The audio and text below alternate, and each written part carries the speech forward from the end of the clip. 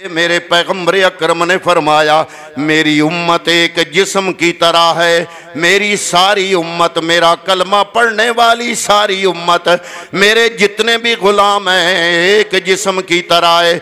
अगर जिस्म के एक हिस्से को तकलीफ होती है सारा जिस्म बेआराम हो जाता है, सारा जिस्म बेआराम हो जाता है। ये जुमला मेरा नहीं, ये जुमला किसी मुहद्दिस व मुफस्सिर का नहीं, ये जुमला किसी उम्मती का नहीं, बल्कि ये जुमला जिस हस्ती का हम कलमा पढ़ते हैं ला इलाहा इल्लल्लाह मुहम्मदुर रसूलुल्लाह, उस मेरे नबी करीम सल्लल्लाहु अलैहि वसल्लम का जुमला है।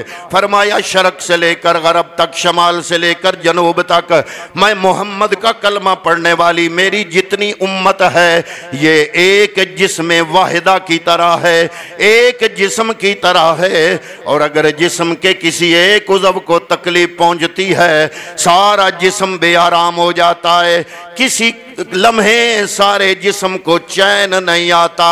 हज़रात मोहतरम, मैं मुस्तफ़ा करीम का ये फरमान पढ़ रहा था और मैं सोच रहा था आज तो जनाब अजीब बात है, या तो हम इस जिस्म का हिस्सा नहीं रहे जिस जिस्म की मिसाल मेरे कमली वाले ने दी है, या तो हम इस जिस्म से कट गए, या पूरे का पूरा जिस्म इस कदर मफलूज हो चुका है, इस कदर पूरा जिस्म सुन्न हो चुका है कि किसी भी हिस्से को जब दर्द होती है, जब तकलीफ होती है तो पूरा जिस्म सुन्न होने की वजह से, मफलूज होने की वजह से अपने उस उज़व का दर्द और तकलीफ और शिद्दत महसूस नहीं कर रहा। हज़रात मोहतरम, फिर समझने में आप लोग मेरी रहनुमाई फरमाए।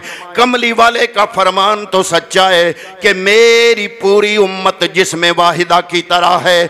अब मैं सोच रहा हूं, कोई फैसला नहीं कर रहा कि या तो ये हम जिस्म का हिस्सा नहीं रहे, या अगर हम जिस्म का हिस्सा हैं, अगर हम मिल्लत वाहिदा हैं, अगर हम कमली वाले की ये उम्मत एक जिस्म है, तो फिर मुझे जवाब दीजिए वजह क्या है। फ़लस्तीन में इतने महीनों से मुसलमान तड़प रहे हैं, फ़लस्तीन में इतने महीनों से मासूम बच्चियाँ, मासूम बच्चे और मासूम बच्चियाँ हज़रात मोहतरम उनको मौत के घाट उतारा जा रहा है। और ये भी नहीं कि मुसलमान कम हैं या कमज़ोर हैं, मुसलमान बहुत ज़्यादा हैं और मुसलमान ख़ुसूसन पाकिस्तान ऐसी ताकत है जो कि एटमी पावर रखती है, एटमी कुव्वत रखती है, एटमी ताकत रखती है। हज़रात मोहतरम, और हम थोड़े भी नहीं, एक मुल्क नहीं, दो मुल्क नहीं, चार मुल्क नहीं, हम मुसलमान 10 मुल्क नहीं, हम मुसलमान सिर्फ 20 मुल्क नहीं, 30 मुल्क नहीं, हम कितने हैं? हम इस वक्त पूरी दुनिया में 57 57 इस्लामी मुल्क हैं। मैं पूछता हूँ उन 57 इस्लामी मुल्कों के जो सरबराहान हैं, वो सरबराहान उनसे मैं पूछता हूँ क्या तुम मुसलमान नहीं हो? क्या तुम मोहम्मद अरबी के उम्मती नहीं हो? क्या तुम इस मिल्लत वाहिदा का हिस्सा नहीं हो? क्या तुम इस जिस्म का हिस्सा नहीं हो? अरे कोई एक जिस्म का हिस्सा खराब हो तो हो, क्या मैं ये समझ लूं कि पूरे का पूरा जिस्म मफलूज हो चुका है?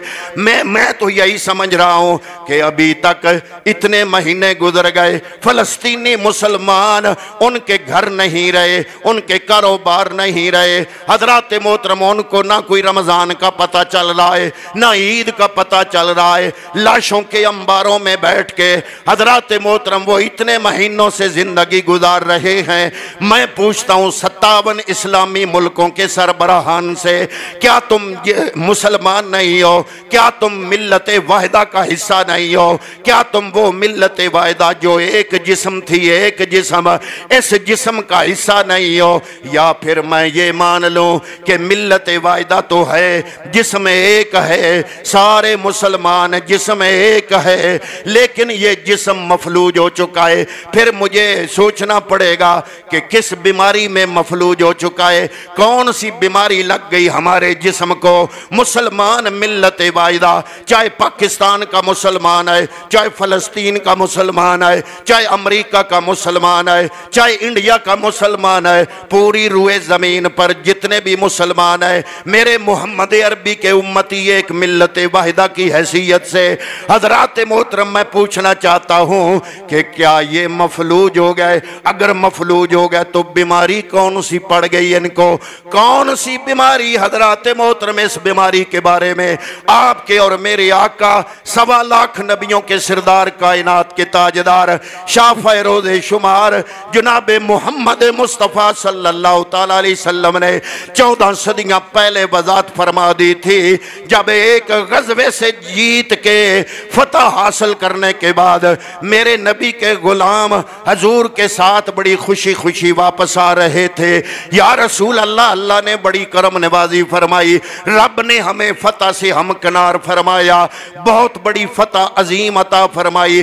पैगम्बर अकरम सल्लल्लाहु अलैहि वसल्लम ने फरमाया, ऐ मेरे गुलामों, मैं वो वक़्त देख रहा हूँ, आज तो तुम थोड़े हो, कुफर बहुत ज़्यादा है, लेकिन तुम्हारे ईमान की कुव्वत इतनी है, अल्लाह ने तुम्हें इज्जतें अता फरमाई, अल्लाह ने तुम्हें सरबुलंदियां अता फरमाई, अल्लाह ने तुम्हें कामरानियां कामयाबियां अता फरमाई। मैं वो वक़्त देख रहा हूँ जब तुम नाकाम हो जाओगे, कुफर तुम पे गलबा हासिल कर लेगा।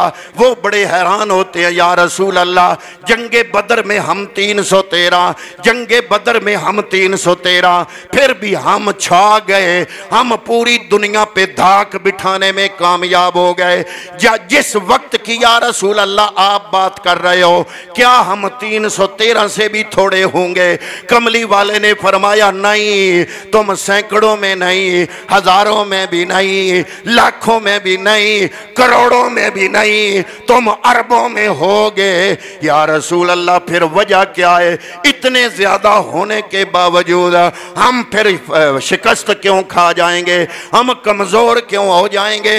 कमली वाले ने बीमारी का नाम बता दिया, वो बीमारी जिसने आज हमारे जिस्म को मफलूज कर दिया।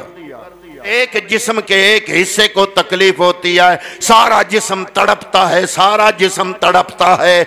मेरे ज़हन में ये हदीस पढ़ के सवाल पैदा हुआ, आज फ़लस्तीन के मुसलमान पर ज़िंदगी तंग कर दी गई, आज फ़लस्तीन के मुसलमान की बच्चियाँ, उनको जनाब उनके देखते देखते मौत के घाट उतार दिया गया और गोलियों से छलनी कर दिया जा रहा है। 57 इस्लामी मुल्कों के सरबराहान बेगैरती की नींद सोए हुए हैं। या रसूल अल्लाह, जिस्म एक था आपकी उम्मत का, एक हिस्से को तकलीफ होती है, सारा जिस्म बेचैन हो जाता है। या रसूल अल्लाह, फिर वजह क्या है? फरमाया, तुम में बीमारी लग जाएगी।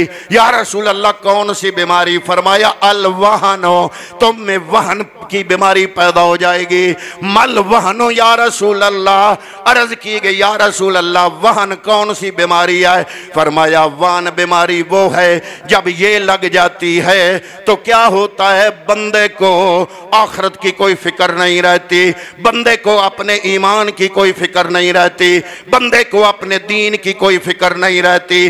जब वहन की बीमारी लग जाती है, बंदे को इस बीमारी में जिस तरह यरकान में मुब्तला बंदे को पीला पीला नजर आता है, इसी तरह इस बीमारी में मुब्तला बंदे को हर तरफ दुनिया दुनिया नजर आती है, हर तरफ ऐशो इशरत नजर आती है, हर तरफ उसको पैसे की दौड़ नजर आती है। ये बीमारी मेरी उम्मत को जब लग जाएगी, पैसे की दौड़ और जिंदगी से प्यार, पैसे की दौड़ और जिंदगी से प्यार, जब ये बीमारी लग जाएगी मेरी उम्मत को, तो मेरी उम्मत कमजोर हो जाएगी।